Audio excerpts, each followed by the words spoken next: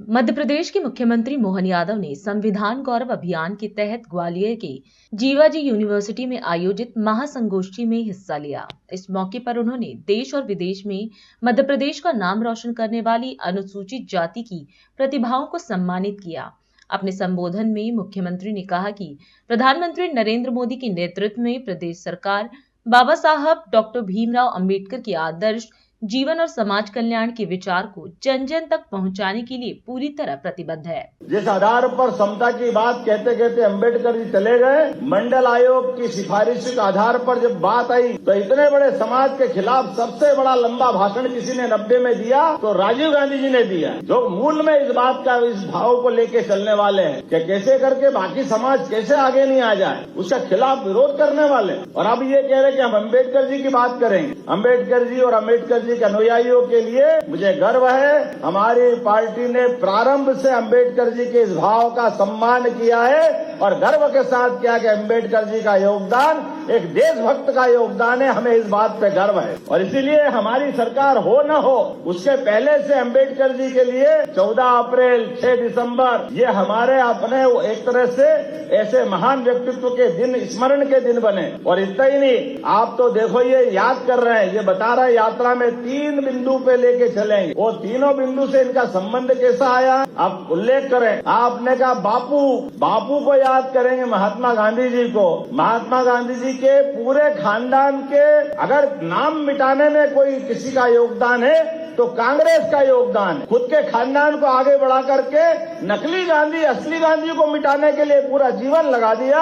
ये उनकी याद दिला रहे हैं। ये महात्मा गांधी की बात करने वाले मूल महात्मा गांधी के पुत्र के साथ, पौत्र के साथ, बाकी परिवार वालों के साथ पूरे देश में कहीं कोई पता चल रहा है कि वो गांधी परिवार है कहाँ। और इनका देखो, हमारे यहाँ तो अपने धर्म में बहन बेटी शादी करके चली जाए तो सरनेम तो बदलती कि नहीं बदलती, लेकिन उस गांधी सरनेम से वोट मिलता है तो इस खानदान में चले जाए या उस खानदान में वो सरनेम मत बदलना भैया। ये जनता तो कुछ 2 रोटी खाती ही नहीं, जैसे लोग समझते ही नहीं है। सारा बुद्धि का ठेका इनके ही पास। सोनिया गांधी, अब बताओ सोनिया गांधी कैसे हो गई? लगातार इस पे कई बार बात हो चुकी, कितनी प्रकार से बात है, लेकिन ये एकमात्र रास्ता जिस रास्ते से उनको वोट मिलते वो जनता में भ्रम की स्थिति बनती है, इसलिए उस लाइन को पकड़ के चलते। बापू के बारे में बताया, अम्बेडकर जी के बारे में बताया, संविधान के बारे में भी। संविधान का अगर माननीय लाल सिंह जी ने कहा कि 90 के आसपास संविधान के संशोधन हुए और संविधान के संशोधन में चारों पीढ़ी ने योगदान दिया। ये संविधान बचाने की बात कर, हमें गर्व है कि यहाँ हमने, हमारे नेताओं ने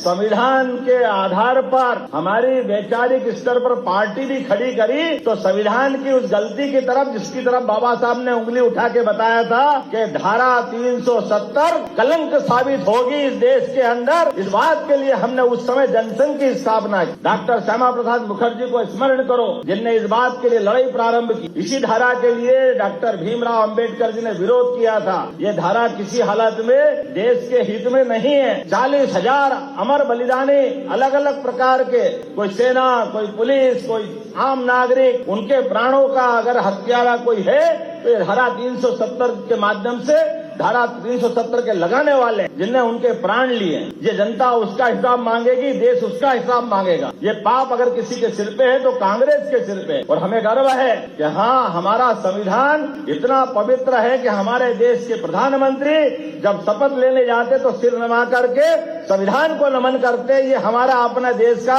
हमारी पार्टी का चरित्र है, हमारे नेता का चरित्र है। और संविधान के अंदर जो बाबा साहब ने कहा था और इनने उस समय उनकी सुनी नहीं, उस संशोधन कर करके जम्मू कश्मीर जैसे राज्य को देश की मुख्य धारा में लाने का काम अगर किसी ने किया तो हमारी पार्टी के नेता ने किया। हमने इतनी पवित्र, इनकी बेईमानी कैसी, इनकी प्रधानमंत्री का चुनाव इलाहाबाद हाईकोर्ट अगर अयोग्य घोषित कर दे तो ये देश में आपातकाल लगा देते। संविधान का इससे बड़ा माखौल क्या होगा? सुप्रीम कोर्ट के न्यायाधीशों के बारे में मनचाहे निर्णय कर ले। ये अगर पाप किसी के सिर पे है तो कांग्रेस के सिर पे, जब मर्जी आए, जैसा जो मर्जी आए कर ले। एक नहीं, एक के बाद एक इतनी सारी गलती करे। और ये कह रहे कि हम यात्रा निकालें, बाबा साहब की जन्मस्थली पे यात्रा निकालें, जब पूरे देश से झाड़ू लग गई इनकी तरफ। ना कोई राज्य बचा, ना कोई दिल्ली की सरकार के आते पते ठिकाने लग रहे। एक के बाद एक सरकार, दूसरी सरकार, तीसरी सरकार, जब सब दूर से चले गए वो जितने साथ आए वो भी छोड़ के भाग गए। तब इनको लगा जमीन पकड़ना चाहिए, तो ये नकली बगुला भगत के रूप में यात्रा निकाल रहे हैं। देश की जनता और प्रदेश की जनता इनकी सारी करतूतों को जानती है। निश्चित रूप से आज संविधान गौरव दिवस के अभियान में हम सब अलग जगह जानकारी लाएं, सबके बीच घर घर ये बात पहुंचाएं। इसी अभियान के अंतर्गत ये कार्यक्रम किया गया था।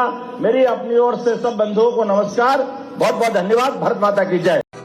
राष्ट्र सर्वप्रथम